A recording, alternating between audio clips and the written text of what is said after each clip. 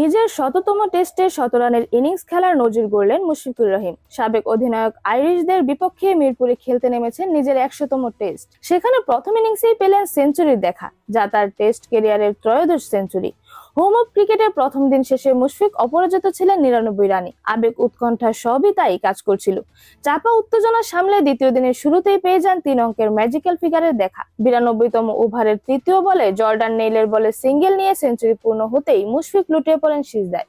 সেই সাথে ভাগ বসান মুমিনুল হকের রেকর্ডে। টেস্টে বাংলাদেশের হয়ে সর্বোচ্চ ১৩টি করে সেঞ্চুরি আছে এখন দুজনেরই।